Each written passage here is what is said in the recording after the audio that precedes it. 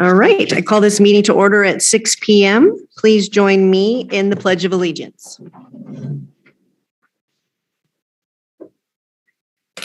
Ready? Begin.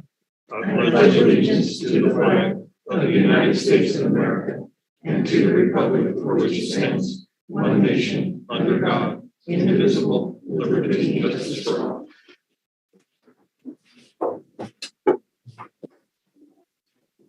All right. All directors are present.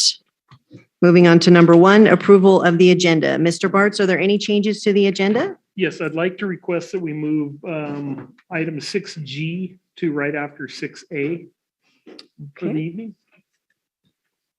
All right, with those changes, may I have a motion to approve the agenda? I motion. Is there? Second. All right, all in favor of the motion to approve the agenda, say aye. Aye. Any opposed? The agenda is approved. Public comment. Ms. Ward, are there any members of the public here for public comment? Okay, I do not show any members of the public here for public comment. We appear to have somebody here for an agenda item, and there are no members of the public on Zoom. All right, thank you very much. We'll move on to community reports. I don't see anyone from CERT. Do we have Sam from the county supervisor's office? Yes. No. Anyone from fire? No. Mojave Water? Don't see Dr. Holman and Sheriff. We do have a representative from Congressman Overnolty's office on the Zoom. Mr. Bartz, good to see you again. Nice to see everybody. So I'm here with a short ledge update from Congressman Jay Overnolty's office. And with your permission, I would like to start. Yes, thank you. Go ahead. Okay, so the first thing that I have is comments from Congressman Overnolty about the Ukrainian crisis, which we're all seeing in the news right now. And to read his quotes exactly, Russia's unprovoked invasion is a violation of the Ukrainian people's right to self-determination and a step backwards for peace. The people of Ukraine are fighting for their freedom, and the United States must support them by unleashing the full force of economic sanctions on Russia. And this will require the administration to rethink its short-sighted policy of curtailing domestic energy production so that these sanctions do not harm Americans as well. And along these same lines, Congressman Jay Overnolty and the entire Californian House Republican delegation on Monday sent a letter to Governor Gavin Newsom requesting that he temporarily suspend the California gas tax to combat the impact of rising gas prices on California families. Yesterday, the California State Assembly, who held a vote on suspending California's gas tax for 6 months, and this failed on party line votes. And a quote from Congressman Overnolty on this: "We are experiencing record gas prices across the nation, but today $4.31 is a national average, and it pales in comparison to the over $6 per gallon price tag for gas in the 8th District of California. Families need relief from these high prices immediately. Governor Newsom should suspend the gas tax and make use of our $31 billion state budget surplus to provide relief at the pump for our hardworking people." There we go. And there's my update from Congressman Overnolty's office. If anybody has any questions or concerns, I will be leaving my email in the chat. All right, thank you very much. We appreciate it.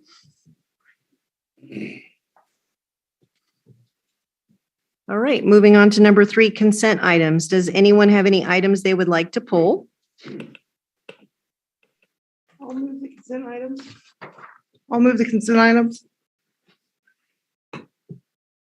I'll second. All right, all in favor of the motion to approve the consent items, say aye. Aye. Any opposed? The motion passes.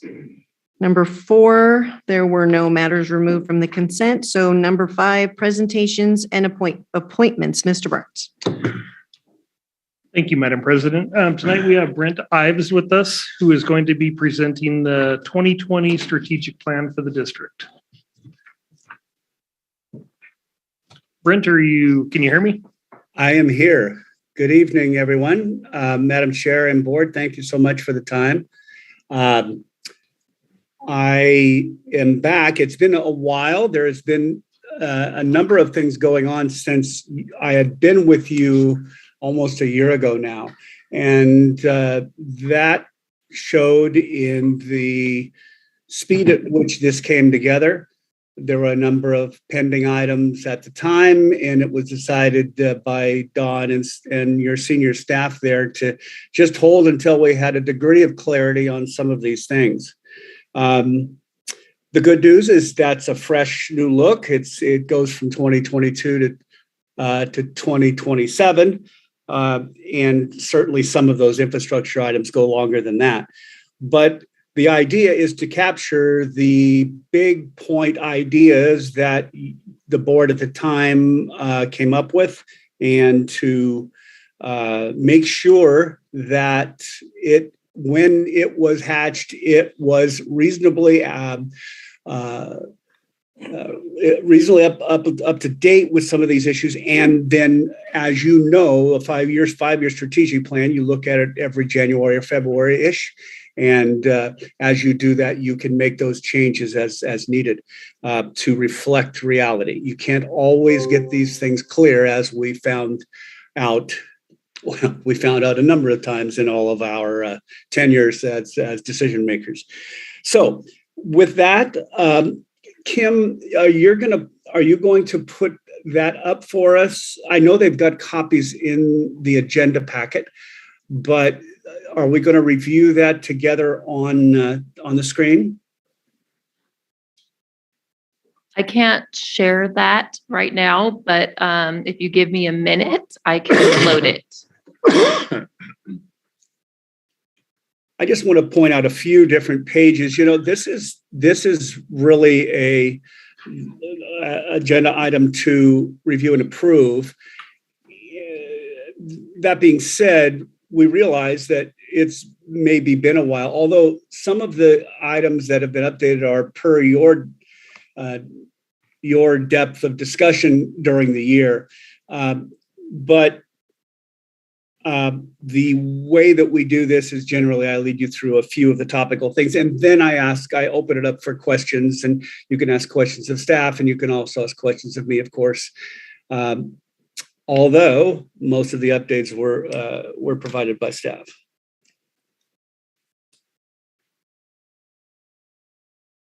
One second, it's almost up. Thank you, Kim.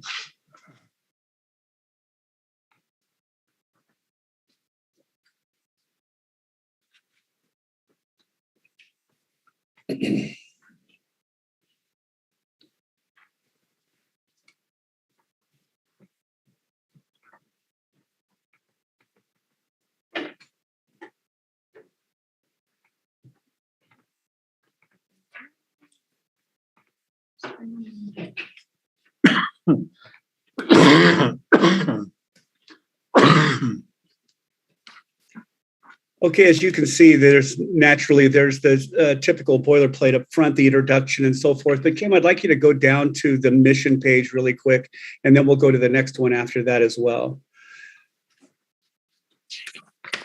We can come back to all of these if you need. There's a SWOT analysis. These were taken from when we met last year, the Strengths Week, and really that's a reflection of the, if you recall, I put up poster boards last year, and we discussed what you thought, and I believe that those are probably still the same.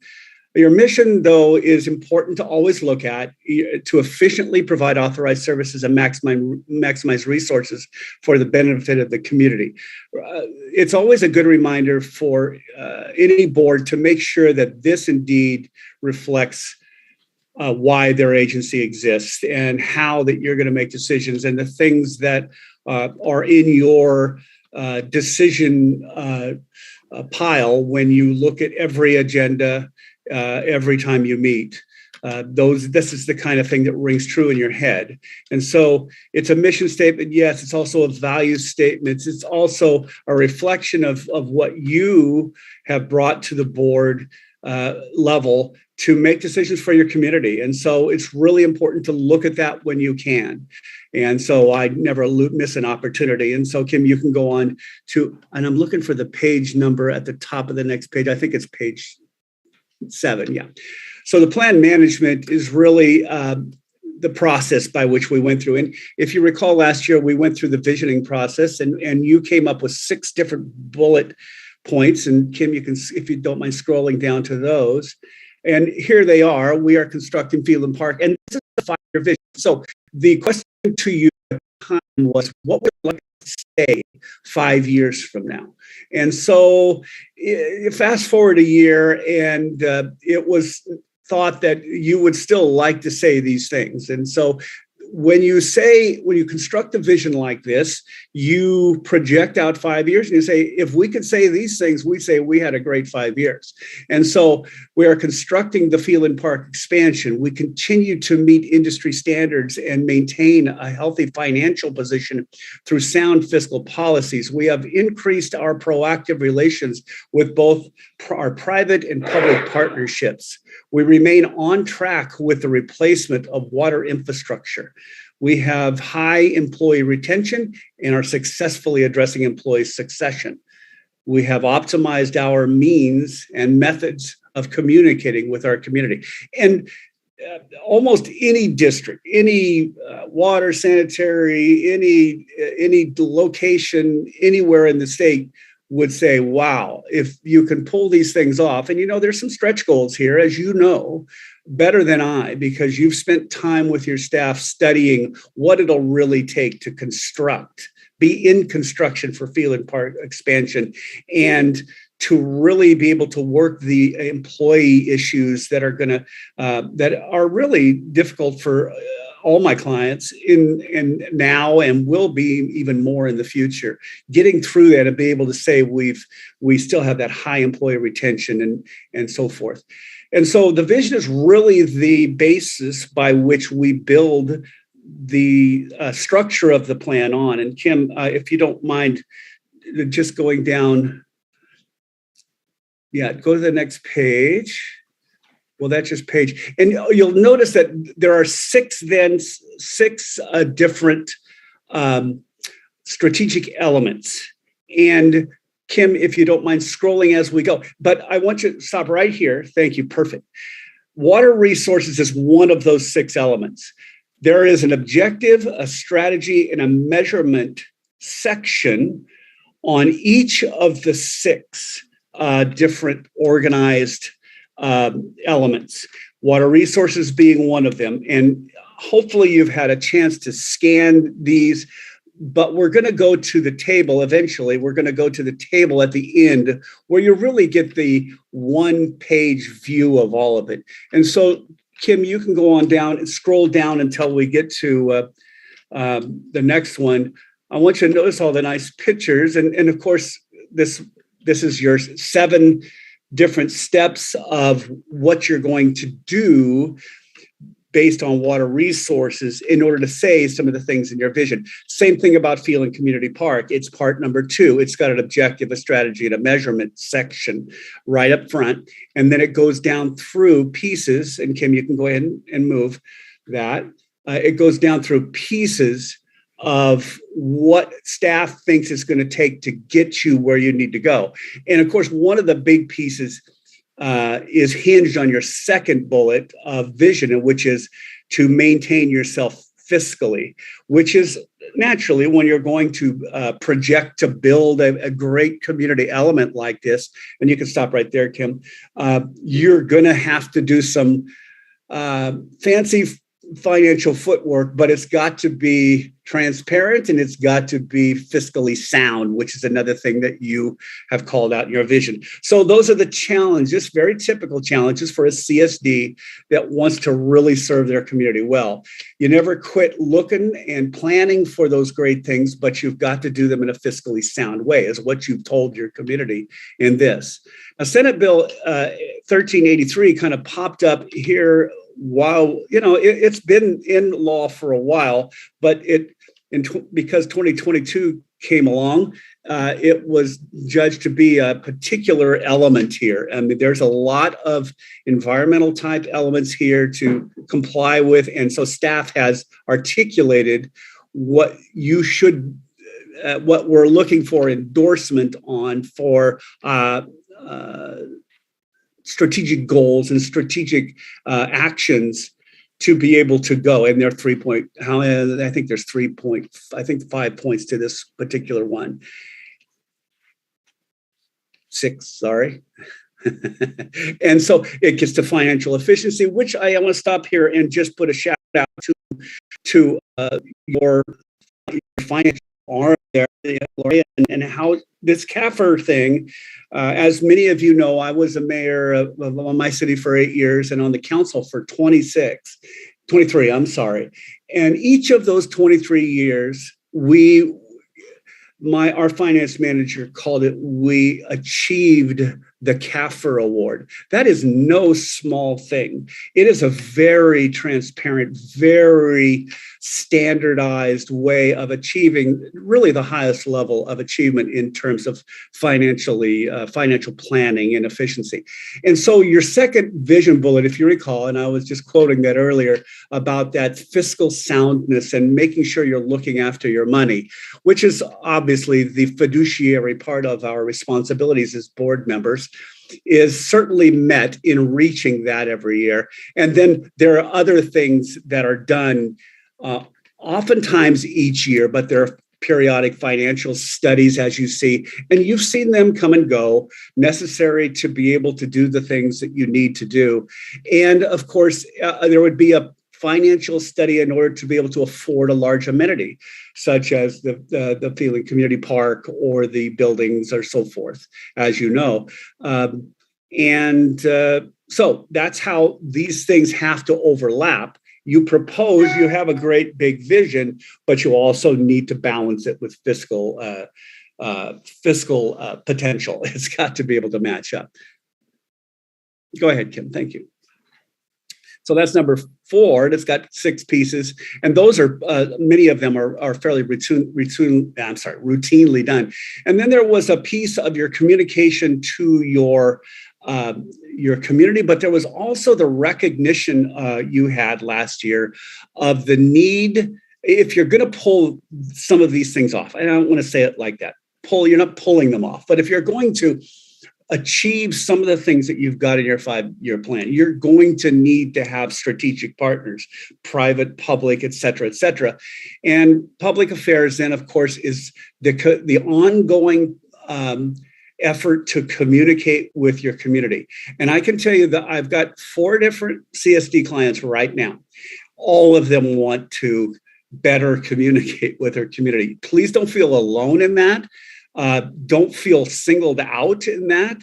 You do the best you can, which is organized here for you in terms of strategically partnerships on a number of different things going on there, but also communicating with your community.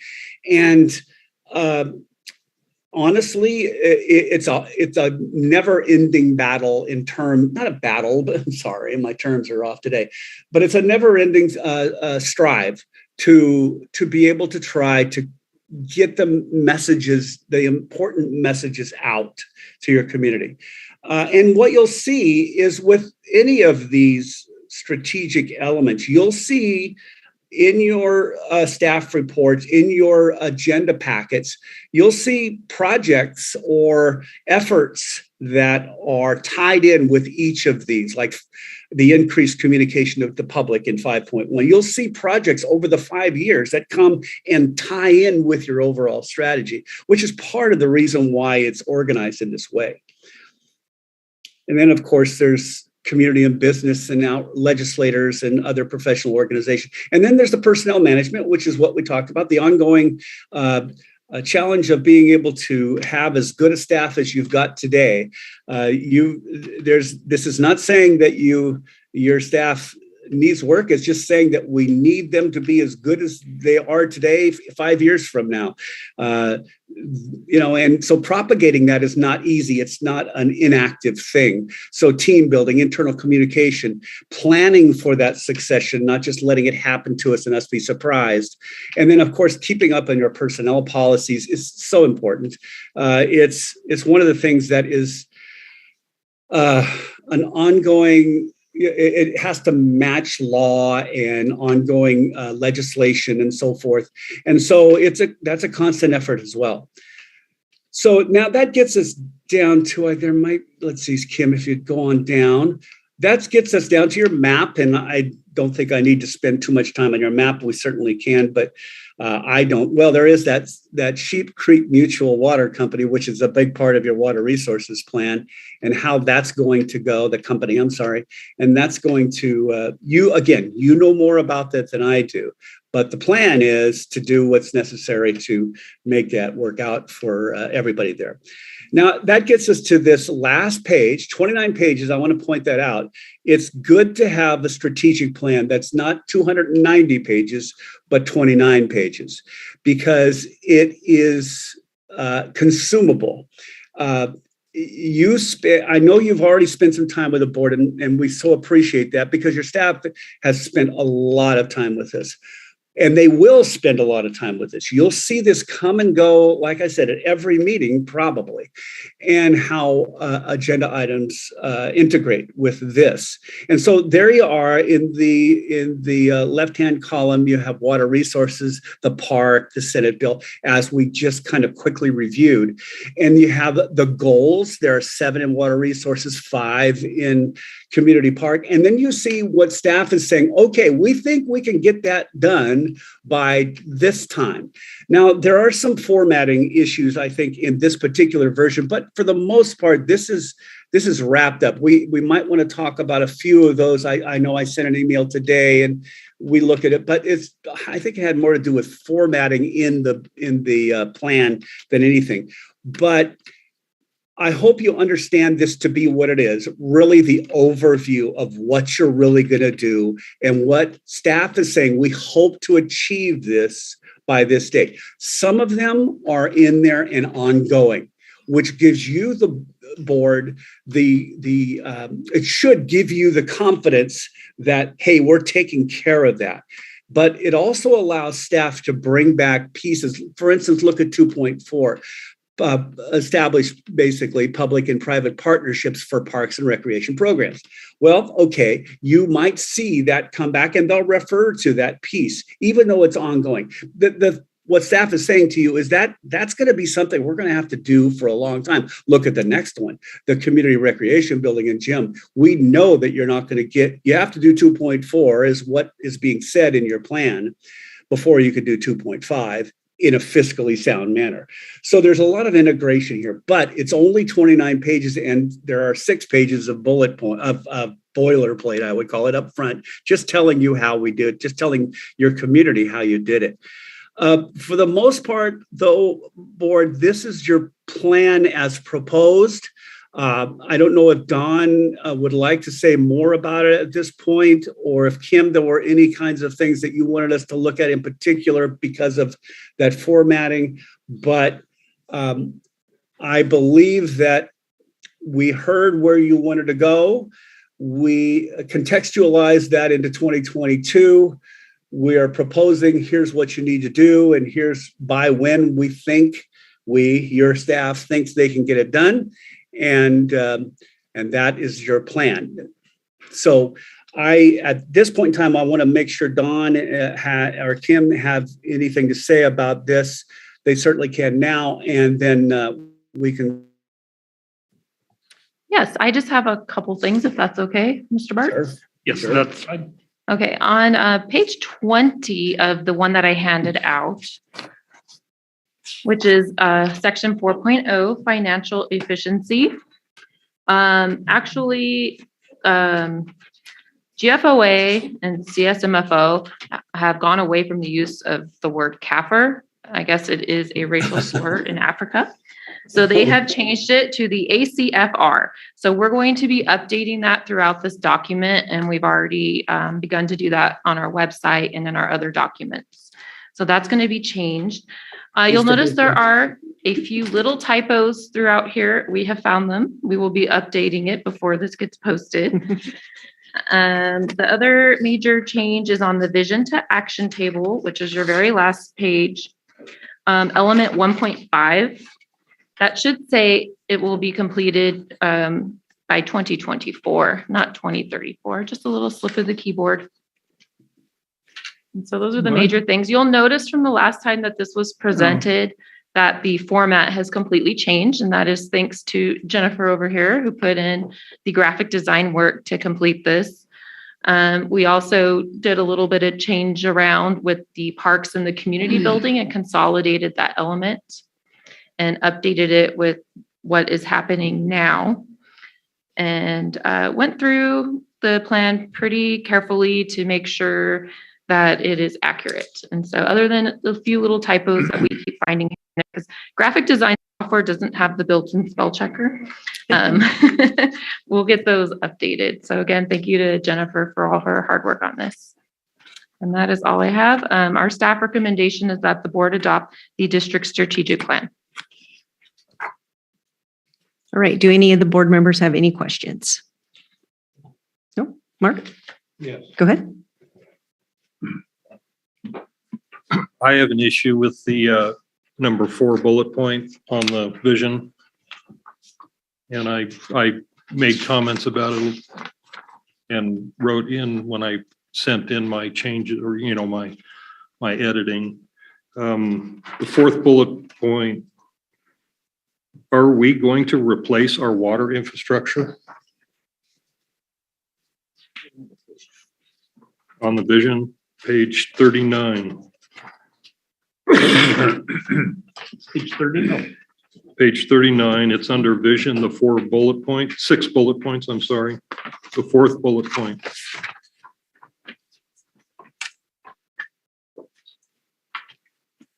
Yeah, that seems like a reach.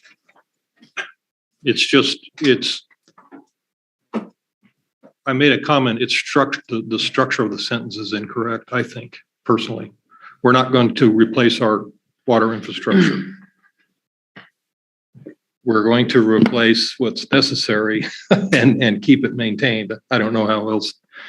Maybe if we added as necessary, some type, just reword that. Yeah, I mean, it just. Yeah. Or as part of our, saying that we're going to replace the whole thing is. or as outlined in our master factually plan, incorrect. our water master plan.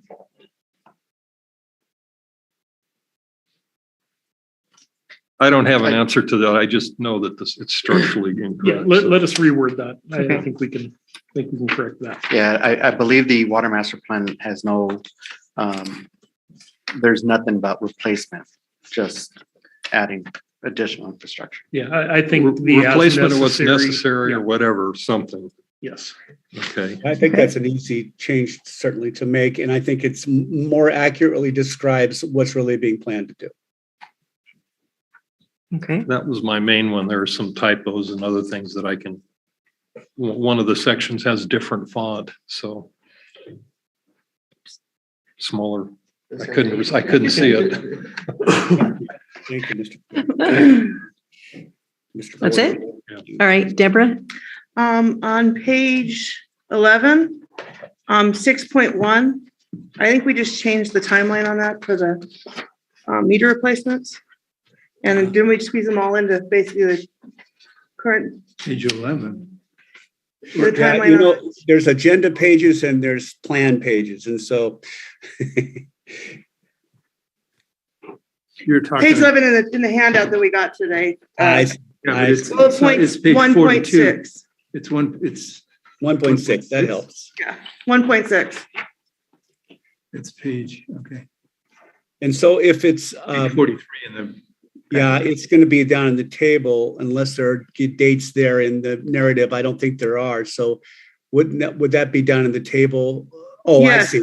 You have the The 20. time frame on that, we changed, we have. No, we moved the phases. haven't completed that We haven't yet. completed It's that yet? only on the table. It's Okay. not That hasn't been set. it's part of the budget plan that hasn't been.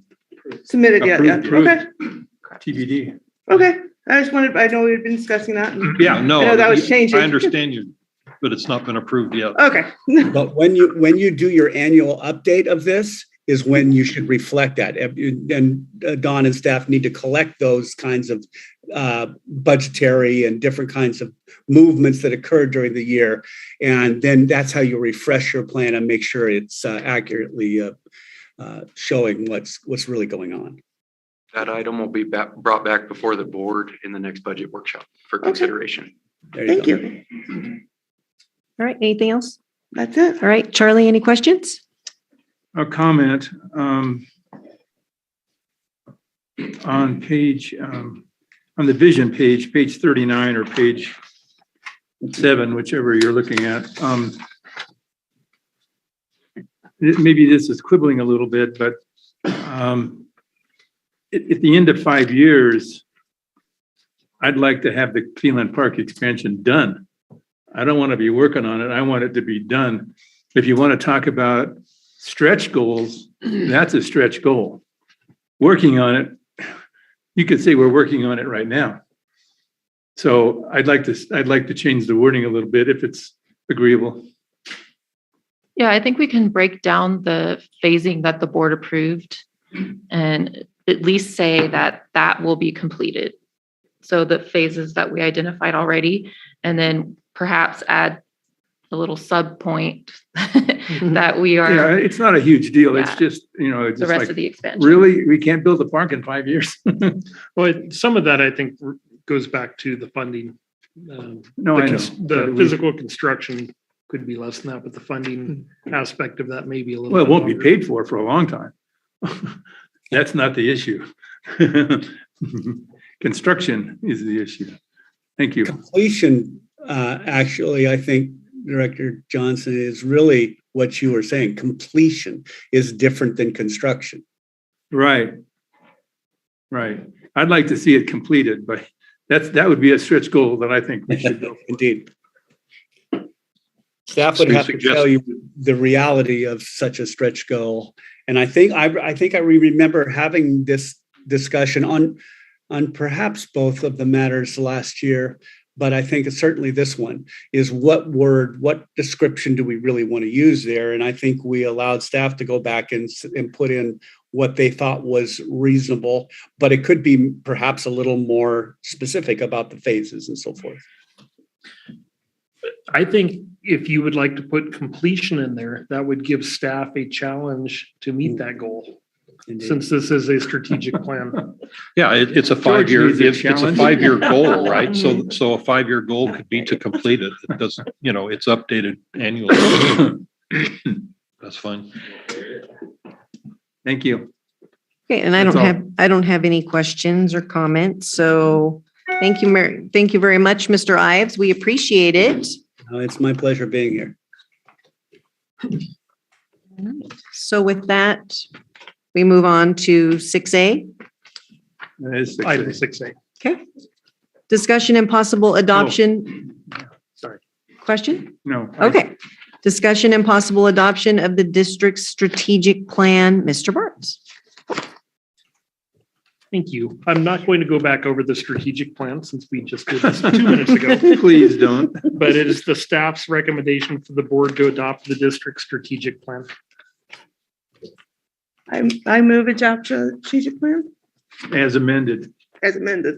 Mhm. I agree. Second. All right. All in favor of the motion to adopt the district's strategic plan, say aye. With Aye. amendments, say aye. Aye. Aye. Any opposed? No. All right, the motion passes.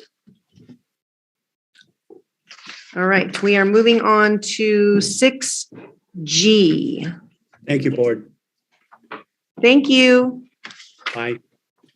All right, 6G, discussion and possible action regarding election for regular special district member and alternate special district member of the local agency formation commission. Mr. Bartz. Thank you, Madam President. LAFCO put out the flyer, and we have 2 different positions that the board could be voting on if they choose to do so. One is the regular special district member position, and we have 2 candidates for that, Stephen Farrell from Crestline Village Water District, and Kelly Gregg, the director at Hesperia Park and Recreation Department. Or do you want to handle these one at a time, or would you like to? just Yeah, go through let's do that. Let's start with that. So this would be the board's opportunity if you choose to vote for one of the two. And it's open for questions if you do have any questions. All right. Let's start with Charlie. Do you have any questions or preferences on your vote? Yeah, but I apologize. This is one of the things you don't want to have when you have technology. My computer is working on updates right in the middle of, so my preference is for Stephen Farrell. That's fine. I'm okay. I'll be all right. Thank you, Ms. Warren. All right. Deborah? Thank you. So, oh my God. How many trees did we I'll kill? go with Stephen as well. All right. Mark? I'm sorry, which one now are we voting? We're for? just looking at the There- regular special district. The two candidates for the regular. Correct. Well, I read this information. Stephen Farrell, I'm not sure, has served, correct, Correct. on LAFCO before. Maybe, yeah. Yes, he was elected the alternate special He's district been 8 an years alternate, ago. So I mean, Correct. that seems like he would be a rational choice for me. All right. Kathy? I would agree. And I also agree for Stephen Farrell or Farrell, Farrell. however you say that. Okay, so then we will move on to the alternate special district member position. Okay, for the alternate special district position, we have Craig Dick from Bighorn Desert View Water Agency. Kevin Kinley, who is here tonight, would like to address the board. Dave Rayleigh, a director at San Bernardino Valley Water Conservation District, and James Roberts, who is a director at Hesperia Park and Rec. And if the board would like to hear from Mr. Kinley, he is available to give a short talk. Absolutely. Mr. Kinley?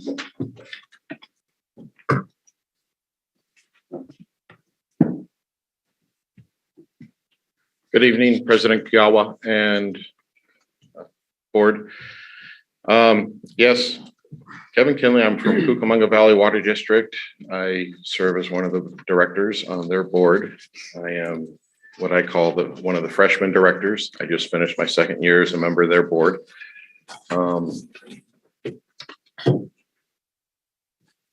Prior to being elected, I never had a whole lot of public service experience, practically none. I was more of a community, involved in my community, doing things within my community, and was encouraged to seek office and take my my community involvement to the next level, which has got me to there. Since being on the board, it's been a very eye-opening experience. I've worked to be as engaged as possible in learning all the dynamics of, the water system, at least down in the valley. You got Chino Basin Water Master, IUA, multiple agencies, municipalities, and districts and JPAs that are all involved just in the western part of the valley down in the IE. And it's been, if you'd asked me 3-4 years ago what a special district was, I would have, I don't know, like most people would be. I now understand the dynamics of how special districts play a role in local governance and the importance they have, especially when they're focused on specific areas, whether it be a funeral district, hospital district, water district, community services. They all help to define and keep their focus finite, I guess, is the word I'm looking for, on what they're there to take care of. And it doesn't get lost in, whether it's a municipality that's taking, that's controlling these things, and it just gets lost in their budgets. And I'm very grateful to be part of a board that's very engaged and involved way outside of their borders. We have representatives in Aqua, CSDA.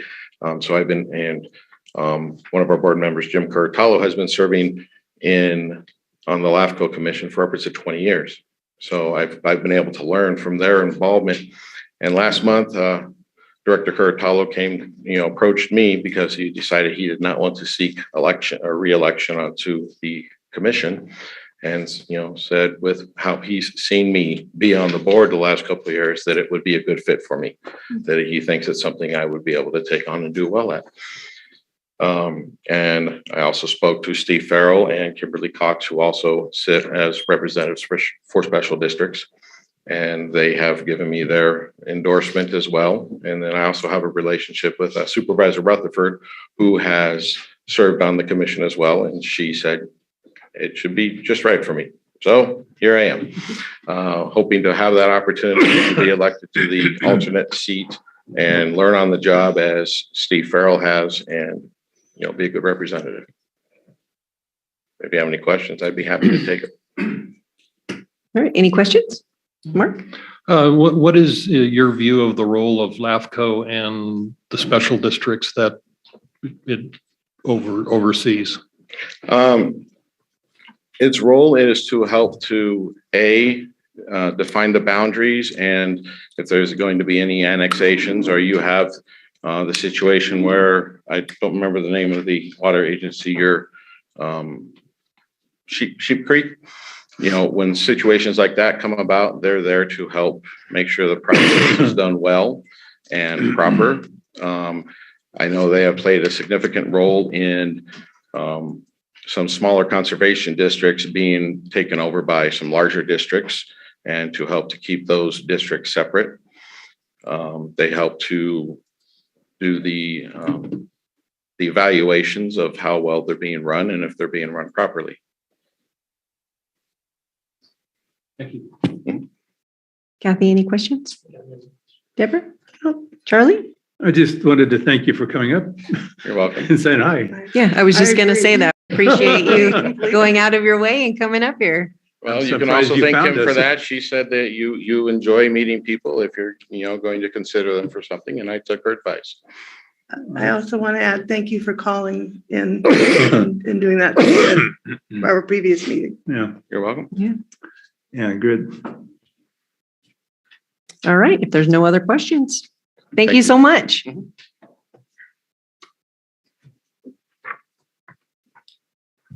All right, so, Would the chair accept the nomination? yes, sir. I would like to nominate Kevin Kenley for approval for the LAFCO Commission alternate position. I'll second. I agree. All right, all in favor, say aye. Aye. Any opposed? The motion passes. Now you're stuck, buddy. Now you're stuck. Well, we're only one vote, so you've got a few more.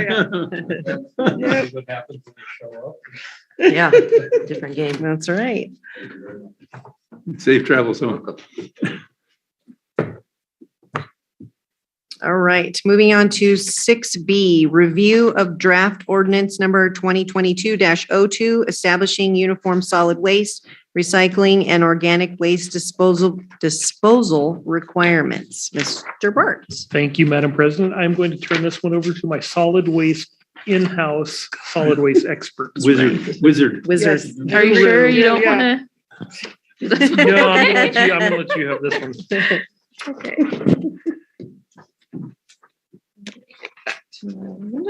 Okay.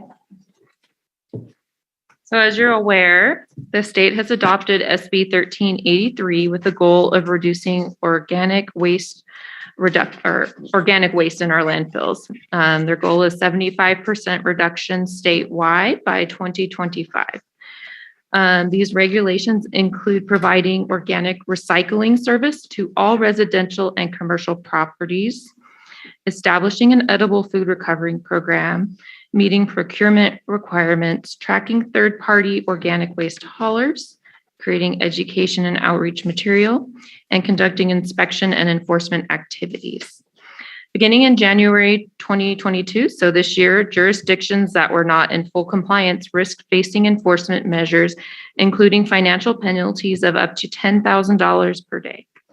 The district adopted and submitted a notice of intent to comply with CalRecycle in accordance with Senate Bill 619, which created the mechanism to delay the penalties for local agencies. Still have not heard back as if our notice of intent to comply was accepted, but I expect us, like a lot of other agencies statewide, were submitting those. So I think they have a few to get through. Additionally, the district is currently failing to meet its state diversion requirements. So that's our recycling requirement, and is subject to punitive action, which would come through the county currently. The district must come into compliance or show reasonable attempts to come into compliance in order to stop future punitive action, especially now that it is likely that the district will be transitioning over to reporting to CalRecycle directly. So with SB 1383, we do report directly to CalRecycle annually regarding those requirements. So everything that I listed in the second paragraph annually will be providing that data directly to the state. We believe that we will also be transitioning to reporting our recycling to them in the future.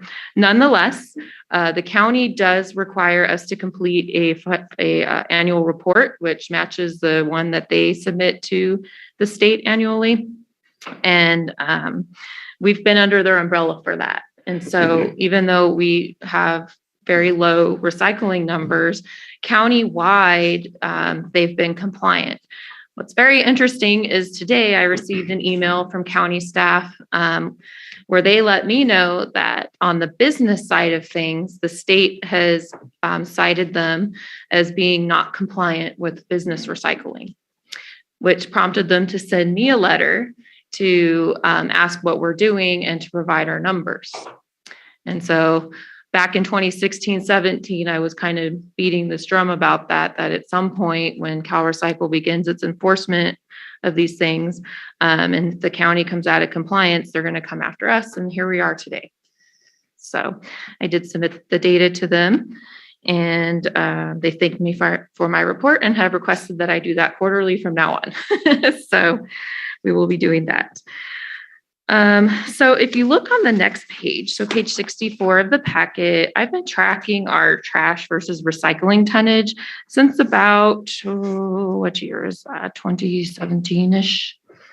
And you can see here that residential trash that's being picked up by CR&R has increased. So this is just our CR&R data. I'm not looking at the county dump data. To my knowledge, they do very minimal recycling there. But looking at CR&R, we would anticipate that yes, recycling or trash pick tonnage would increase because our customers have increased, which there's a separate graph for that on the next page. And then the yellow or the gold line represents our commercial trash. So that's kind of steadily gone up. We're in a little dip right now. This goes up to 2021. Or 2020, I'm sorry. I'm waiting for the annual report, which I believe Brent sent me today, and that will be put in there. And you can see, so if you look at residential trash, which is blue, and residential recycling, you can't even see the residential recycling in some years. And I blame that on when I moved out of the community. And Oh, wait. Brent no longer collected my recycle bins because I was an avid recycler. I had many, many recycle bins and really no trash because most things are recyclable. And so that happened. No, I'm kidding. But you can see, I have no idea what the correlation is, but it did drop off. And then if you look at the commercial trash, which is in gold, and you compare that to commercial recycling, we really have not seen a change over the years. And, that's a couple things. Our last year's data is very skewed because of COVID. So really 2 years worth of data because we simply just could not collect recycling. There wasn't manpower. They weren't taking it. There's just been major impacts to collecting recycling statewide, and it reached our community as well. And so I'm going to look at the new report to see if that blips up, and I can resubmit this graph to you, just send it out in an email. But I anticipate now that COVID, knock on wood, is winding down, and Mr. Spears is hopefully able to have full staff again, that we're going to see that pick up. So, but as you can see, it's not enough. So we're supposed to have the goal of 75% diversion, so recycling. So we should see our recycling lines much closer to the trash lines. And based on the email I received today from the county, I wouldn't say it's far behind that they're going to be asking us about what we're doing for recycling for residential.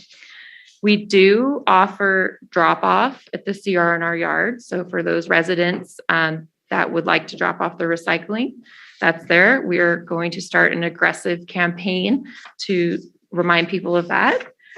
Also new to the district, we have mattress recycling. So that's going to be going out to our customers here soon.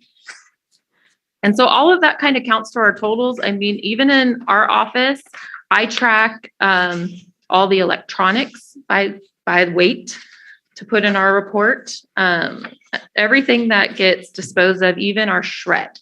So they give me a certificate of destruction, which has pounds attached to it, and that all goes into those diversion totals. But all of my best endeavors really haven't moved the needle at all. So we are left with essentially really needing to implement uniform service in order to be able to properly collect the recycled content, the recyclable content in the district.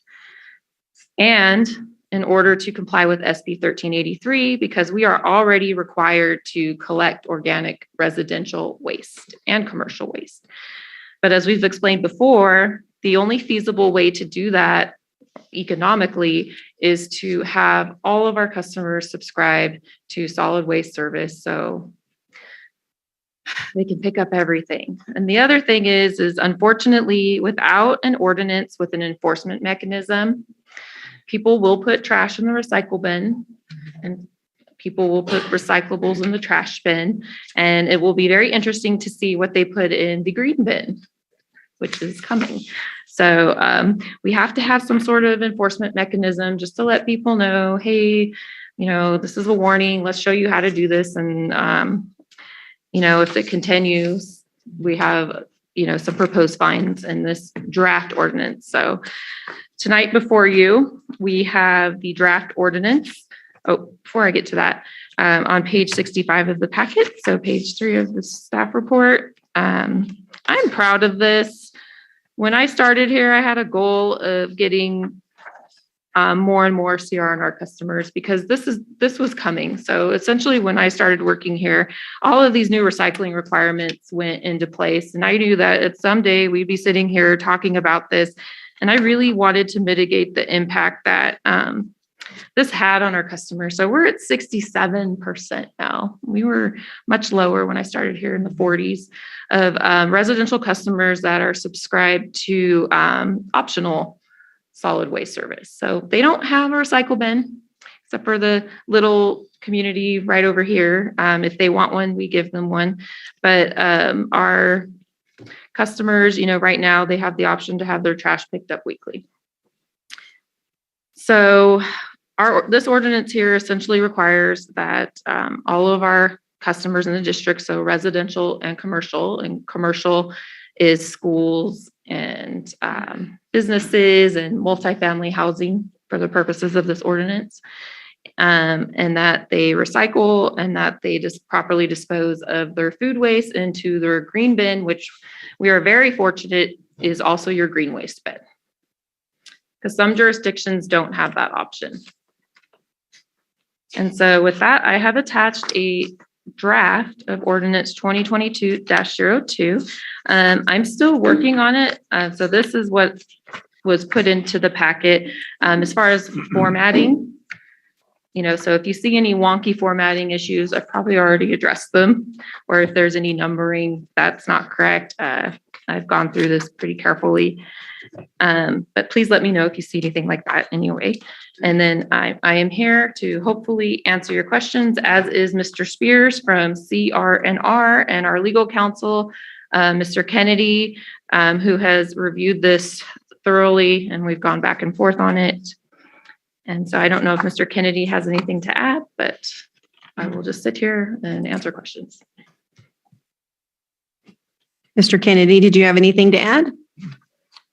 No, I think the idea for tonight was to bring the draft ordinance to the board for the board to get sort of used to what requirements will look like, and then to schedule a special meeting in 2 weeks for first reading of the ordinance, and then possible adoption the following week on the 6th. Okay, thank you. I had a couple of questions, and forgive me because I don't remember what section they're in anymore. But I do remember a section about the containers. We are going to stick with the current containers that we have, correct? We do not have to change the colors of the lids immediately. Yes and no. I'll let Mr. Spears answer that. Yes and no, you're absolutely correct. Yeah. We will be, as soon as we have material available, we will be changing out the lids. We will be identifying all of the containers to make sure that people are very clear what goes into each container. Hopefully that answers your question. Yeah, that was going to be my question is if we're not mandated to change the lid color until it either wears out or dies, how would they know which container is which? It will be well marked, so it'll be identified so that people will understand it. Pictures and verbiage. Okay. And not only that, there will be a handout that will go with each as we're putting these out so people can understand what's going on there. Our number will be there. So we'll have plenty of reaching out to the customers to let them know so that they will understand what's going on. Okay, thank you. And then my other question was for you, Ms. Ward. Did it say somewhere in there that you are being required to use recycled paper? Yes. Yes. And I can't that's the remember short the answer. section either. Yes, yes. That we are as the agency. We're Okay. not requiring our customers to use recycled Correct. paper, but we have very specific requirements from the state that we procure recycled content. And so we were talking about this, I believe, in the solid waste committee, that now that every agency in California is required to procure recyclable content, cost of recycled paper has gone up quite a bit. So, we're looking at that impact. And so pretty much anything we buy that is paper products needs to be made with recycled content. Okay, thank you. Mhm. All right, we'll start with Charlie. Did you have any questions? Of course. So this is just a review, right? It's not, we're not going to take any action tonight, but on page, 64, that chart there? I'm sorry, but what is the horizontal axis? Those are years. It got cut off when I copied and pasted in here. I apologize. Oh, okay. So I thought I was losing my mind. I couldn't find the legend. Yeah. So I'm sorry. It's not even years. It's quarters. It's quarters? Okay. Yeah. So, but I don't have. So if I could just, yeah, what's the last one I can count? The back last one is third quarter 2021. 2021. All And right, I just thank got the fourth quarter 2021 All right, dated thank today, so I can plug that in. you. Okay. So my other question is it your intent to go through the document and respond to comments or not? Now is the time. Okay, well, okay, so pardon me while I scroll, but in the area on definitions, and I'll get to it in a second, on page 71, and I'm not sure, Brent may be the wizard on this one, I don't know, but go ahead. In section, oh gosh, where is the section? Oh, it's a definition on page 71 of when it talks about food recovery organizations.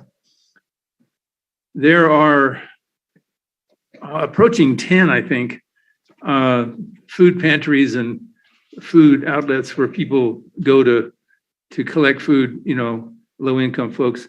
So what is the impact on those food banks and pantries? It's positive because if they want to comply with the reporting requirements that we as a jurisdiction must comply with and submit to the state, they can be listed as a food recovery organization in our area. And so, we can work with them to partner with like restaurants and anybody else. Specifically, I was thinking like Fountain of Living Waters, Harvest Christian Center, they have food banks. Do they have to come to us to register? Yeah, we're going to be reaching out. So Okay. this is great data.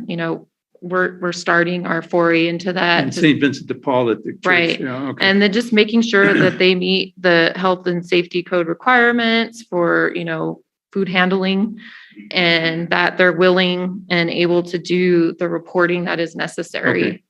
Well, because I know there's more than those, I know, but those are just the ones that come to mind quickly. At the lower down on the bottom page, on bottom of that same page 71, food service provider, that includes Snowline Joint Unified School District, I assume. That is correct. And what is the impact on them?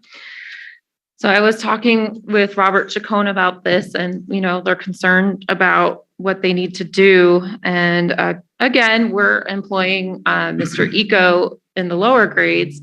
I kind of went through his curriculum that he's going to start on, and making sure that the kids know that, hey, guess what? There's a third bin in the cafeteria and your food goes in there. Fortunately, we have some schools that are already composting, so they're familiar with this. And it's just a little bit of more education and making sure that they have the list of what is actually able to go into the green bin. And just making sure it happens now, because now there's going to be an enforcement mechanism that the district has and requirement from CalRecycle that food waste isn't going into the landfill, that it's going into their green bin or to their homegrown compost bins. All right, thank you.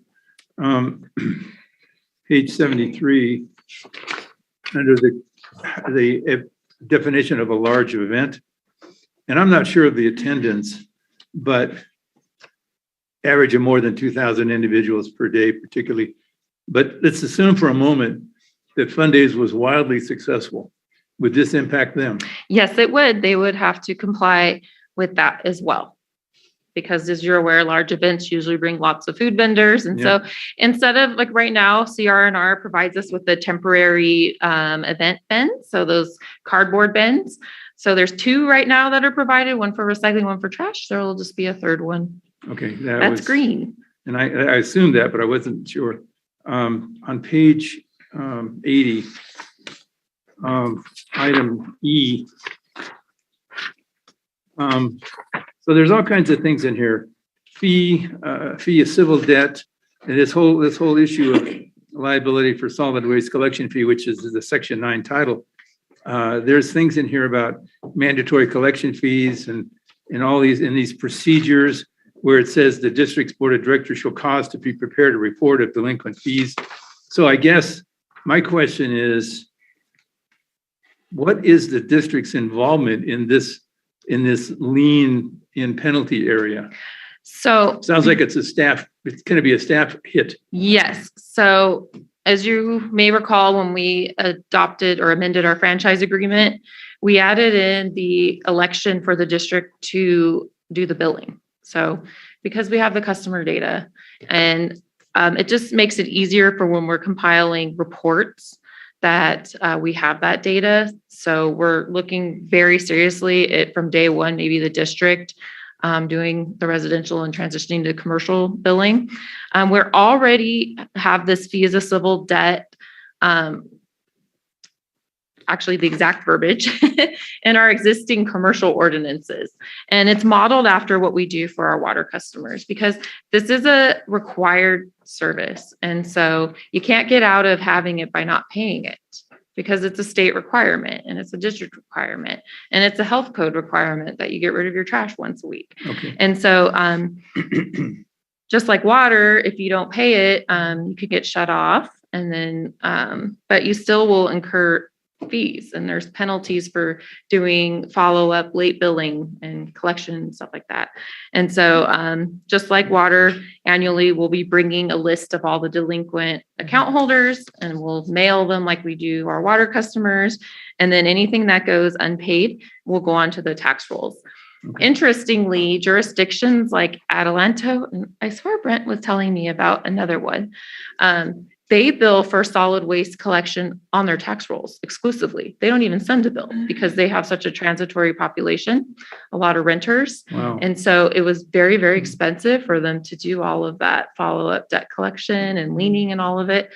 And so they just said, okay, we're just going to bill it on the tax rolls and we're going to get paid through the tax bill because it was just so hard to keep track of the account holders. All right, thank you. So the title of D is also a typo then, I guess.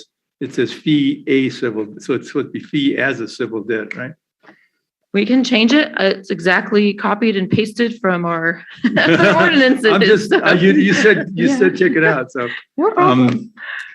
now in section 10 talks about on page 81. It talks about AB 939 fees. So it says here the district may impose fees on solid waste franchisees and or the premises amount sufficient to pay blah blah blah. So does that mean we can bill CR&R for costs that we incur? And then they turn it into a price increase on their end. I understand that part of the paragraph. I see you smiling, Brent. But I mean, does that really mean that we can bill them for costs that we incur? Brent? Well, as I read this contract, that is what that is telling us there, that you may impose fees on us. And if so, yes, Charlie, we would, obviously that would go on to the ratepayer. Yeah, no, I understand. I understand where it ends up at the end of the day. It ends up in the ratepayer. So, but as I read the contract, yes, it's I just want to out there that the district may have imposed fees upon us for AB 939 services. Okay, great. All right. So then the other on bottom of page 81 and top of page 82, section 12 and 13, landscapers disposal of green waste, and the second one, 13. Section 13, licensed contractors disposal of C&D materials. There are a lot of folks around that hire people to come clean up their property, and then they use their dump card currently to go to, I don't know for sure, go to the landfill or the transfer station and drop it off. Hopefully that's what they do and not clutter the desert, but we don't know. But so those people, I am going to have to take a leap thing. I don't think they're licensed, some of them. And so my concern is, how do we, I guess I need clarification on this. What about this homeowner and what's their liability and all that sort of thing? So illegal dumping and disposal of trash, there's already a lot of legislation and a lot of penalties associated with that. It's an enforcement issue. And I could, let's say Jennifer was dumping trash illegally. I could be taking a video of her doing it, but nothing happens. Right. Or if I were to find your trash dumped in the desert and it has your bill, just because like your name's all over the trash doesn't necessarily mean you dumped it there. Right. So it's very, very hard to enforce illegal dumping. So to get back to the point about the section 12 landscape disposal of green waste, this is like if you hire a landscaper, like if you have a gardener, if they take the lawn clippings with them or the tree branches or throw them in a shredder or whatever, that's still okay. They can take that and dispose of it. The thing that we have the issue with is C&D materials. And so, I had some notes on this section for Mr. Kennedy about C&D materials. So the district doesn't have land use powers. We don't issue permits for building. However, we can coordinate with the county to say, hey, we really would prefer that our franchise hauler CR&R, who we know and trust to dispose of construction waste properly, be required in our service area for anybody that's developing property. So C&D is construction and demolition. So they wouldn't hire that unlicensed person who may or may not dispose of the trash properly. So we know that, okay, Charlie Johnson's remodeling his house. CR&R will be the person or the company that will be providing the bin or the haul off service, whatever it is, for that waste. So that way, It's one way to curtail illegal dumping. I know that the city of Hesperia was working on that as one of their requirements for a building permit is that you use their franchise hauler. Because they're having a similar issue that you're getting, of course, you want the cheapest person to haul away your trash, but that doesn't necessarily mean they're the best person to haul it away. And so I don't know how we can really enforce that other than we work with the county to say, hey, when you're issuing a building permit out here, this is our hauler and we would prefer that they're used. It's really up to the county. And that there's another section that kind of deals with that, but we'll get to it. Well, no, that's what I was curious because obviously one thing that CSD cannot have is land use services powers and code enforcement is under land use services. And so that was kind of the dilemma I was looking at. Well, how can we do this when we don't have those powers, blah, blah, blah, and so forth. Okay. Thank you for the explanation. I appreciate that. If I may. Yes, please. I just, on these two sections, and if you're not following up on who's doing it, you're also not going to get the reporting information. So that would be the other side of that. And there you're talking about some major recycling when it comes to construction and demolition materials that we want to make sure we as a community, not as we as a CR&R, but we as a community make sure we capture that tonnage for reporting to the Cal Recycle. So that's just another way to make sure that it gets captured. Yeah, and so we'll know for sure that we are definitely getting the reporting that we need from CR&R, whereas, another hauler might not understand that a lot of stuff is recyclable or compostable and that it gets disposed of properly. Just, yeah. Thank you. I'm moving on to page 93, section 23, model water efficiency landscape ordinance requirements. Hey, and just like we talked about, this one looks like a county problem. That's a county issue. I'm going like, wait a minute, this isn't us. Yeah, we don't have this power. That's another thing that I went over. So how does that, again, how does that slam us? Yeah. Well, and even like page 92, the compliance with the Cal Green Building Code standards. I mean, we don't have land use, but I'll let Mr. Kennedy take section 23 explanation. Well, I mean, both those comments are absolutely right. You don't issue any permits, and you don't have any land use powers. The one thing you do have, though, is you do have, if I recall, under your some of the mitigation measures under your conservation ordinance, you do have the ability to approve landscape designs in times of a critical drought when the board has made those findings. So that may be a time in which it might trigger independent of any county involvement. It might trigger the district's own unique ability to weigh in on that issue. But really, I agree with Ms. Ward on this. It's coordinating with the county and making sure that as much as possible that your requirements for within your jurisdiction are being incorporated into the permitting that's getting done at the county level. Thank you. Sure. Moving along, page 95. We're getting to the end, I promise. Section 28, 29. Of course, the franchisee, that's CR&R, so I don't think I have any questions there. I guess unless you could authorize a second franchise holder, I don't know if is that possible? Yeah, I have heard of it. I can't name an agency off the top of my head, but I think I'm not suggesting we do that. The county contracts with multiple haulers. It's kind of like, well, you can get them if you license them. Okay, section 29 is more back, seems like more back with the county issue again. If it's a public nuisance, how do we enforce that? We don't have those powers. I don't understand. Is it back to the coordination with the county again? Exactly. So we'll make sure that we're reporting these to code enforcement. Okay, and then I think lastly, section 32, unlawful dumping, same answer, right? Yes, and so you can already report that to the county, either the sheriffs, I don't know if they come out for that, but also definitely code enforcement, notify them of any illegal dumps sites that you see out there. Okay, and I just want to assure Mr. Spears that in section 34, we do restrain our animals.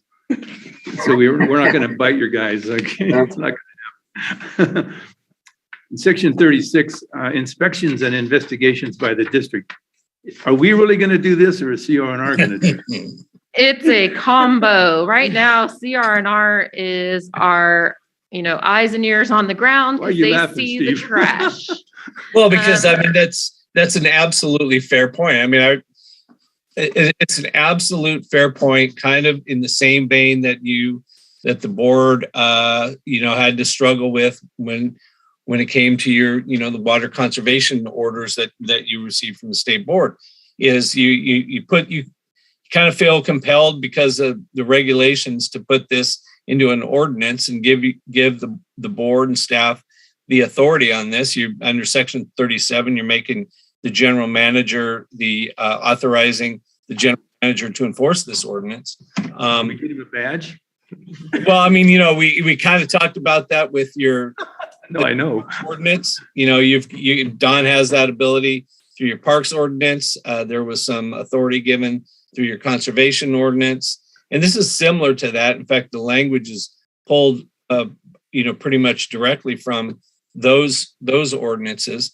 And the question there is always, okay, well, that's great, but are we ever going to enforce that? And I don't think Don has ever enforced anything with respect to any violation, at least through as an enforcement officer, through a citation of anything that goes on at the parks or of anything with respect to overuse of water under your conservation ordinance. So I think that language is in there. Same with your water theft ordinance. It's in there. It's a tool in the toolbox, but whether or not it's something that will ever get enforced is dubious. So, but it's in there, and what we're trying to do is comply with the law, and so that's why that. Thank you, Mr. Kennedy. And I think the same answer is on page 98, section 40. Fees and penalties and fines. I think that's the same answer, right? It's, it's a misdemeanor, it's $1,000 fine, but again, who's going to enforce that, right? Correct. Same answer. Right? Same answer. Right. Okay. And that was my last one, I promise. Well, I mean, you hit a lot of gold with those questions directly. So, I mean, those are the very salient points. And I think that those are right on point. Thank you. All right, Deborah, any questions? No, Charlie made some great points I'm very thankful for. All right, Mark? Yeah, well, I had a question about all of those sections 36 through 40. What did we do with those? We had a lot of people come in and complain about when we did that with those conservation ordinances.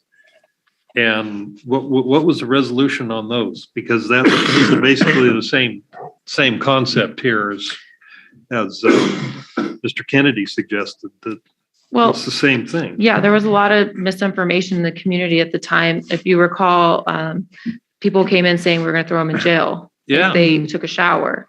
And so we're just making sure that misinformation doesn't get out there. We have a very good relationship with our business community. We have not fined a single business for putting the wrong thing in the wrong bin. And right now it's a requirement that you source separate for businesses. And so if CR&R staff observes that there's contamination going on at a business, he sends out one of his staff members and they go meet with them. It's a very personal relationship, like, hey, I just want to let you know that, this is what's happening and I want to help you fix it because, we don't want you to get a fine or anything. It's our state requirement. And so I would imagine we would continue that sort Well, shouldn't that information be in here as a That is in mitigation? here. Huh? Yeah, that's the first step before Explained citation. and in here as a mitigation before we get to inspections and fines and all that stuff? Well, it's part of the inspection process. I mean, inspections happen every time Brent staff picks up the trash. They're kind of inspecting as they go. And they also do, if I remember correctly, you do like a survey of all of them, right? Once a year. Yeah, we have to do the basic Periodically. analysis. Yes. Yeah, so they just choose, a business at random and they go in and they look at the trash. So that is part of the ongoing inspection. It's not necessarily like, Director Phillips called me and said, Mr. Roberts isn't sorting his trash. You need to go out and give him a citation. So it's, yeah. One Okay, area I'm sorry, one area that we did draw the line on there is you do have the ability to make arrests under this provision. And Yeah, we did. Okay. And we did that in here too. We are not arresting We people for canceled trash. That was the one that I knew. I was trying to get back to something that we canceled on that one. It was arresting people. Okay, good. Right. Right. And then section 27, the solid waste burning. I mean, are you going to have to coordinate with CAL FIRE and San Bernardino because they give out permits for fire for burning? Yeah. So I mean, how's that going to work? Yeah, the county is actually working through this process with all of their county-wide agencies right now. And then, of course, CAL FIRE has to follow state law regarding this. And so I cannot see burn permits continuing when you are required to But you can do it in an incinerator. compost. Oh, okay. So yeah, so it'll be interesting to see how the state tackles that with CAL FIRE and what the county does with county fire regarding burn permits. Because this says you cannot burn anything. So if CAL FIRE gives burn permits, how is that going to work? Yeah. Section 27. Yeah, you cannot burn, you shall not burn any solid waste except approved incinerator with permits. So is that going to be part of the CAL FIRE thing or? Yeah, we don't issue the burn permits. This is some model language that we received. So how can you say that no individual can do any burning? Again, it's the preference of the district that, our organic waste is tracked and, they're not burning, but obviously the board can change that. But we would, same thing with the model water efficiency landscape ordinance and the C&D. We don't have land use for that, but we would like to coordinate with the county on some of that when they are doing this in our area. So have some say. All right. Well, I mean, this is unacceptable at this point in time.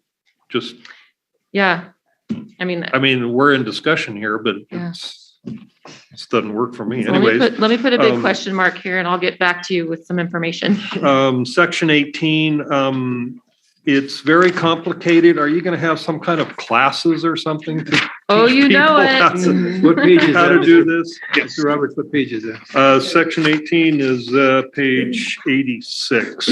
Section 18 is for our people who have no trash, which is, I can't even think of somebody. I think we might have a few de minimis commercial organizations, and there might be one church out there that had one bag of trash or something like that. Yeah. I know that church. Yes.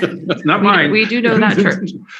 Yeah. And so if there really isn't enough trash to warrant service, because maybe it's a business that operates once a month and they don't generate anything. We've already told her this would make fantastic refrigerator magnets. Yes. Oh, That way I can look There at you it and go, okay, I know what to put in what can, right? Yeah, so you'll see when we go into our budget workshop in 2 weeks, that I put in money for advertising, which, that's all part of it, outreaching, that we're gonna make sure that we can't really buy the stock ones out there. We have to work with CR&R and make sure that everything that goes in our green waste is on our magnet, and that we do our branding. So. Okay, let's It's going to be an interesting year. Oh, yeah. I think you already discussed this section 16. This is 83 with the functioning containers. You're going to, that was what you mentioned, right? Yes. Okay, that was already discussed. That's all I have. Kathy, any questions? All right. Thank you very much, Ms. Ward, again, for all of your hard work. And as Mr. Kennedy pointed out, we'll be bringing this back at our special board meeting in 2 weeks. All right. Thank you very much. All right. So we are moving on to 6C, discussion and possible action regarding distribution system dead end elimination. Mr. Barnes. Thank you, Madam President.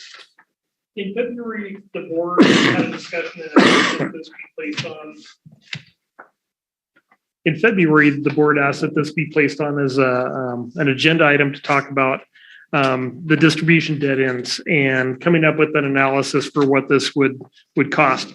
Staff has spent some time putting this together, and staff has determined that there are 347 dead end lines within the district, averaging 550 feet between the two endpoints of lines that would be connected. We did a breakdown of the cost of this, which is on page 109, and came up with a number of $41,552 per dead end line to do that. And the breakdown is based on the number of hours, the equipment, and the material necessary to close in those dead end lines. If you multiply the 41,000 and change by 347 dead end lines, you come up with a total of $14.5 million. So that's substantial. The amount of time, Sean, what is the average amount of time it takes for flushing of a line? It's less than an hour, probably closer to a half an hour. Approximately 15 to 20 minutes. 15 to 20 minutes. So I did some quick math, and I was a little bit high on my estimate for time. But if it costs the district $100 to flush each dead end line, How many years? every year, it would be about 410 years in order to break even by actually the cost comparison between actually sending staff out and putting in the dead end line connections. So you had flow through the system. And at this point, we don't have a budget for that. If the board would like to at some point look at individual ones if they were necessary, but just quite a big ticket item to go that direction. Sean, did you have any comments that you want to make? Just one, that price of the pipe reflects the price 2 weeks ago, and then it's increased substantially just in the last 2 weeks. Sure. So it's really $15 million.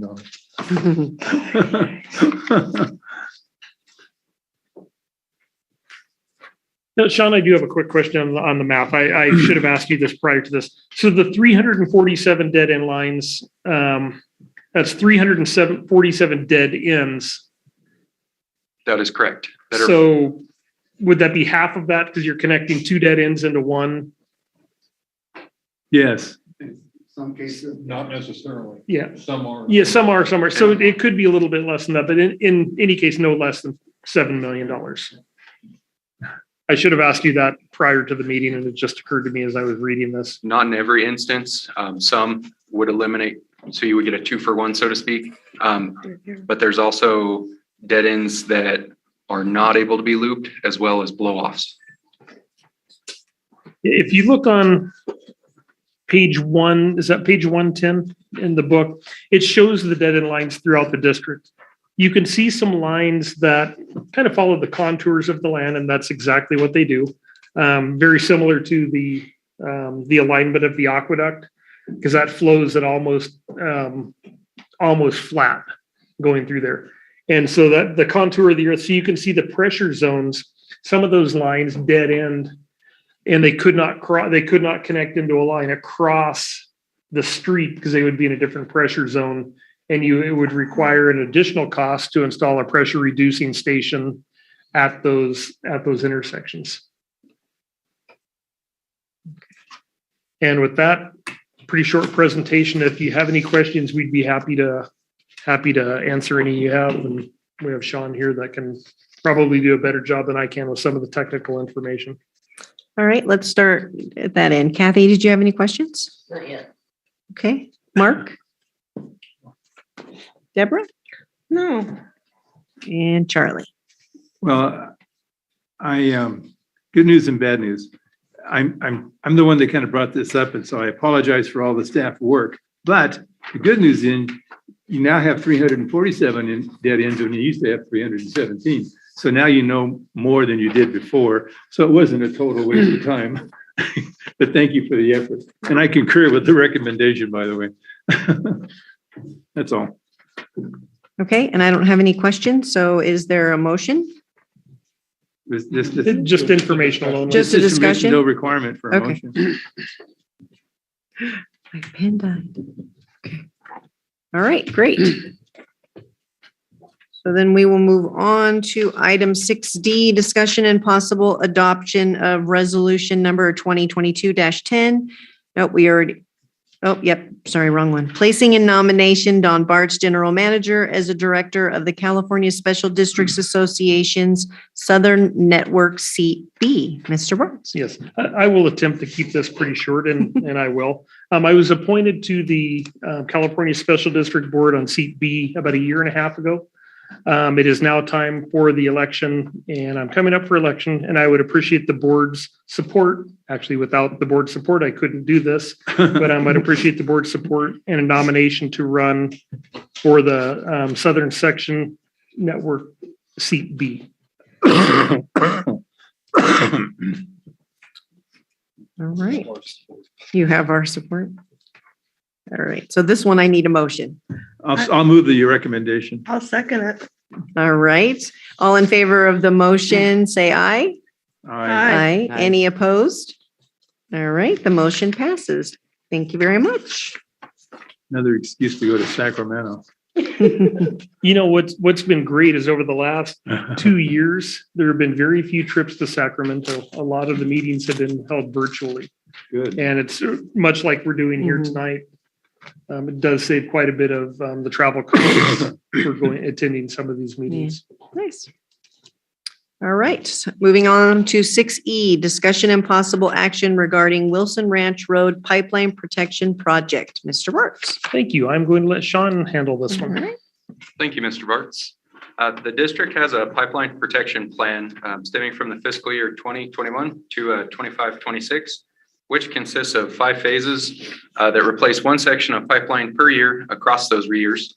All of these are located on the south side of Phelan Road from Buttmere to Wilson Ranch. Wilson Ranch being phase 2 of the pipeline protection project, which will require the addition of 2,500 plus cubic yards of soil alongside that existing roadway to adequately and safely protect the pipeline that's there. Bids for qualified trucking were solicited, with the number of qualified bidders being limited due to the necessary licensing, the availability, and the quality constraints from a project of this magnitude. Bids were solicited from West Coast, Everest, and Ramos Trucking, with only West Coast Trucking providing a bid on this project. Below are the estimated costs from the respective entities. So United supplying us with the equipment, the purchase of the dirt materials from Emory, and the trucking of those 2,500 cubic yards to the construction site. Located below, we have the map. It's kind of like a heat map of where we'll be adding soil to that. It's much more cost effective for us, especially with the cost of pipe being so volatile at the moment, and we're going to get to that in a little while. It's cost less than a third to protect our pipelines by bringing dirt in than dropping the pipes. So it's staff's recommendation for the board to approve the pipeline protection project in the amount not to exceed $74,898. Thank you. All right. Thank you very much. Any questions? Charlie, we'll start with you. Nope. Deborah? Chair change. Mark? Yeah, I have a couple questions. Yeah, go ahead. I tried to look at the cross sections, but my super powerful microscope was broken and I couldn't read them. So what conditions have you put forth in the plans to mitigate erosion from runoff precipitation in the plans here? Do you have some plans? Because I couldn't tell. So we've done this before on another project, staff cut swale, and we set grade on the road to utilize the swale. On basically last year when we did the tumbleweed project, we cut approximately a 5-degree slope on the existing roadbed, and then we cut a swale ditch, kind of like you see on Highway 18, just a lot smaller, to carry that usually opposite of where our main is to further protect. And then we bring in a water truck and wet the soil on top of the dozer to where we get compaction for a roadbed and to mitigate any erosion further. Do you have any velocity reduction points? We do not. Okay. Because you can't just run them off, periodically. like if you go down 138, going to the LA County line, they, every so often it just runs off into the field, but you can't do that because it's property. So you don't have anything that can slow the velocity of the water down. We don't, and we don't have any riprap or anything built in. Okay. So if you look at the plan ST-3, there is a low point in the road. Yeah, if you look closer. I can't even find the P-3. But if you look at the profile, there is a dip in that profile, and pretty much flows that coming from the south, from, I believe that's Uphill to downhill, right? downhill. From Sunny Slope, we'll take on some of those flows and divert it onto that drainage easement. And then it flows from McAllister north. We'll take the remaining flows out where it normally goes, which is out towards Phelan Road. Phelan Road. Yeah. As it washes across the road usually.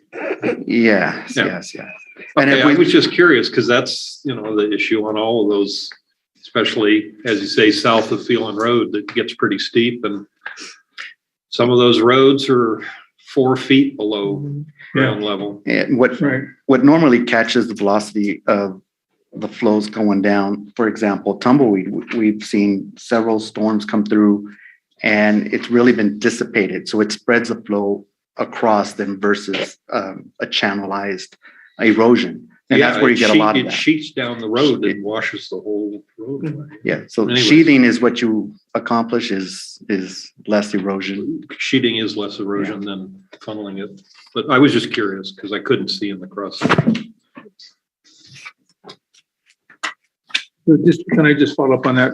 Because I know that on Coghlan Road, which is a county maintained dirt road, they do have those cutouts, but that's because they're county. Yeah, those are county private properties, I guess, that they would cut into and divert those flows out. Looks like, whatever. Okay. Yeah, and they've acquired easements for that. Okay. Yeah. All right, thanks. Yeah, unfortunately, we don't have those along. No, I know. I was just hoping that you had some kind of mitigation built in to slow the velocities down. Anyways. Anything else? No. All right, Kathy, any questions? No. All right. So I will entertain a motion. I'll move the item. All right, I will second. All in favor of the motion, say aye. Aye. Any opposed? And the motion passes. Thank you very much. All right, moving on to 6F, discussion and possible approval of purchase of materials for the well number 15 pipeline project. Mr. Bartz. Thank you. Tonight, we're going to be working off of the revised memorandum. You should have received that. It's very similar to the one that's in the book on page 131. Did everybody get a copy of the revised one? Got it. Okay, so we're getting ready to work on well 15, and one of the issues that's come up is the lead time to get pipe for these projects and the pricing for the pipe. The cost of PVC pipe is just off the charts. PVC pipe used to be cheaper than ductile iron pipe. And as we're bidding this project, we got some quotes in close to $60 a foot for the PVC pipe. It was $56.30, which is double what it was a number of years ago, but not too far back. And the prices for PVC pipe right now, if you look on page 132, they won't even guarantee the price of that pipe until the pipe is actually delivered. So they expect the price to go up. The price of PVC is directly related to the cost of oil. So it may have dropped down a little bit today, but I don't expect, or anybody would expect over the next few months for the price of gas or oil or PVC pipe to go down.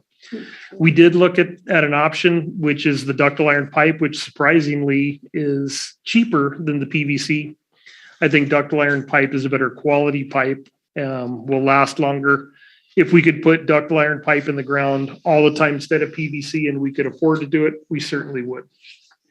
No sooner had we put the board package together for the pricing of this, we received this letter March 14th from US Pipe, and the other ductile iron pipe companies are also doing the same thing.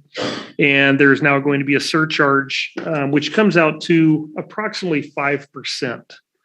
So the change in the memorandum was to give a not to exceed. And that way we have a not to exceed amount with the 10% material volatility contingency plus tax and delivery. The iron that the ductile iron pipe is made out of is called pig iron. That's one of the major components in the ductile iron pipe and in the fittings. And that is the major supplier of that. The world's largest supplier is Russia. So the prices have gone up. We figured at this time it would be better to bring this to the board to get approval for this, so we can lock in the price of our ductile iron pipe and have it delivered in time for the well when we're ready for that. Even the delivery time for ductile iron pipe is probably going to be at least 3 months at a minimum. I mean, there's just a shortage everywhere. People are not even doing sales with it right now. They're just trying to fill the orders that they have. A lot of them, if they don't have the pipe ready for delivery at 90 days after the quotes are issued, the quotes are void, and they reprice the pipe based on current pricing. With this, we've been assured that we can get this pricing if we get the pipe ordered, and we would have it delivered at the appropriate time for well 15. Sean, did you have any comments you wanted to make with that? No, Mr. Bartz, thank you. You covered it quite well. All right, with that, I will ask the board if they have any questions. Charlie? No, I'm going to leave I think there's a lot of political BS involved in some of these pricing decisions, but it is what it is. I'm okay with the proposal as it stands. Okay. I can promise you that there's no more BS than there is in the cost of gas at the pump. Exactly my point. Thank you, Mr. Bartz. You're welcome. All right, Deborah, any questions? No? All right, Mark? No. Kathy? I just want to know where you're going to store all this. Yeah, that was what we can do with this. We have a couple of different options. Number one is we can try to coordinate the delivery of the pipe at the time that the well construction is underway and we're ready to take delivery of the pipe. We can also ask that they hold the pipe and deliver it at the time when it's necessary. Or the third option, which is least favorable, would be we have the option at the Meadowbrook Dairy. There's a large metal building down there, and we can store it down there, or we could store it in our yard. Ductile iron pipe does not go bad sitting in the sun as PVC does. PVC will turn black on the pipe, and then you don't want to use that pipe at this point. The worst case scenario, if we stored it out in the sun for an extended period of time, is the rubbers that seal the pipe where the pipes connect could be rotten, and they would have to be replaced prior to construction. But that's a small cost compared to probably even moving the pipe twice. Okay. It's a lot of pipe. Yeah. Heavy pipe too. Yeah. All right. So if there's no other questions, is there a motion? I'll move staff approval. Do I have a second? Staff recommendation, excuse me. I'll second. All right. All in favor of the motion, say aye. Aye. Aye. Any opposed? And the motion passes. All right. Moving on to 6H, update on the proposed Civic Center and Phelan Park expansion projects. Mr. Bartz. George is going to take this. All right. Yeah, there's just a couple updates. We've had the percolation test on the 14-acre parcel completed today, a lot sooner than what was expected. We had a cancellation on a prior consultant, and we should have the study report done in the next couple of weeks to kind of get that into the Civic Center project as well, because that's where we're going to be borrowing the soil to build up that pad. So that was important to kind of include that as far as our proposal or RFP for the project. We've met, well, actually we do have a contract with another consultant for the incidental take permit for the Joshua trees on that 14-acre parcel. This is the permit that's going to go to the Department of Wildlife, Fish and Game, or now called Fish and Wildlife. That should be completed in the next 3 weeks or so. And we're working with Transition Habitat to see if we can have a partnership with the mitigation on this. Good. KTOA will provide a presentation at the next meeting on the proposed revision of the sites. This is to help mitigate the disturbance of the existing Joshua trees for phase 1. There was an option for removal of 11, another option removal of 27, and that'll be brought to the board for discussion and I guess the authorization from the board to move forward with that plan. They will also soon after provide a proposal for the services for the CUP for the 14-acre parcel. So with that, I have nothing more to add for the park and the Civic Center. All right. Does anyone have any questions? No, over here? No? All right. Thank you so much. Appreciate it. All right. 6I, update on the status of negotiations for the consolidation of Sheep Creek Mutual Water Company into the district. Mr. Burtz. I have nothing to report tonight. Okay. So we're moving on to number 7, committee reports. Antelope Valley adjudication, Nothing. engineering,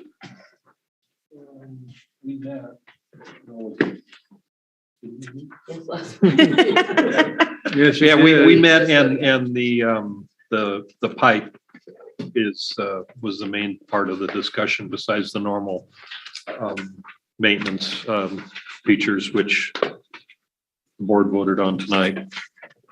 Is there anything else of interest? I mean, Sean's reports in here. Yeah.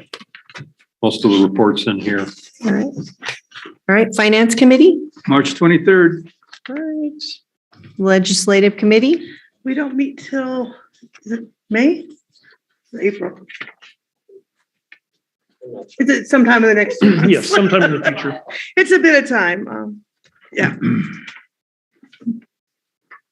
all right. I'm sorry, I was looking at your minutes from the last meeting. Did you hear back from Sam about the street light going in? He actually did it in our last meeting. Okay. He had presented the entire board. They're going to have it in, Awesome. not this summer, the following summer. Oh, wow. Yeah, the Clovis one, Yeah, right by the McDonald's intersection, yeah, Right. next year. okay. And then they're still looking for the funding for the widening project for Phelan Road. So that's looking more 2024, 2025. Okay. Park and Rec, we meet. When do we meet? I don't remember. We haven't met since the last time. I don't have it. I looked at. I know, I don't have it on me. You meet on April 12th. Well, there you go. We meet on April 12th. Wow. And waste and recycling. April 12th. That's right. We met last week and we went over preparing for the changes we have coming in solid waste. Mhm. We also discussed the recycling center they have out in Hellendale and how they run it, and got some new ideas that might work in our area. So This legislative? solid waste. Sorry. And we found out that they had a mattress thing. We realized we already had it in place here at the same time. So it's pretty nice to find out some new services we had available here. All right. Number 8, staff and general managers report. Anything to add? I have nothing to add tonight. All right. And number 9, directors reports. Kathy? Mark? Nothing additional. Deborah?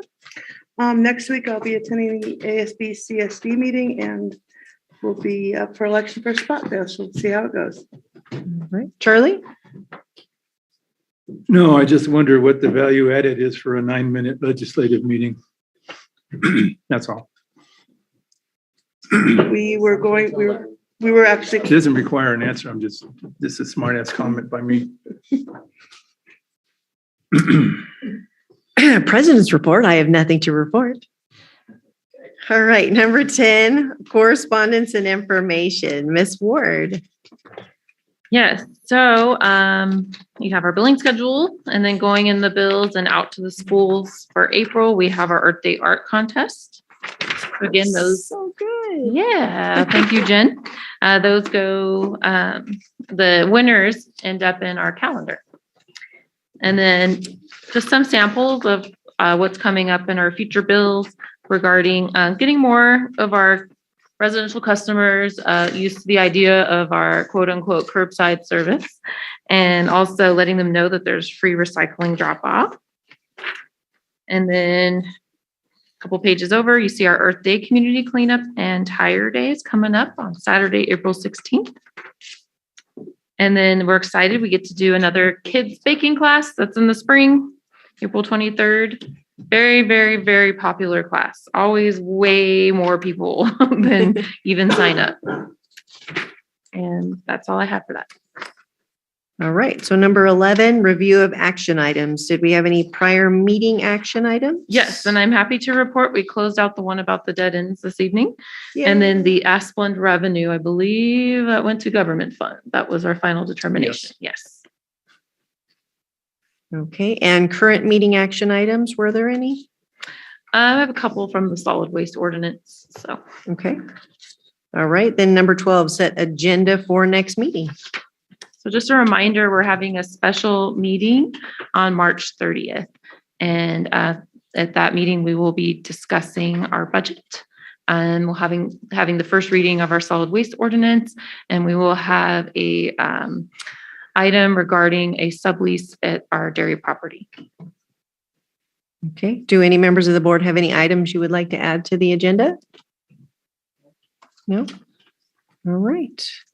All right. With that, we will recess to close session at 7:51. Take about a 10-minute break. Yes, please. Glad you found 30. I'm not glad you found Recording stopped. 30 extra ones.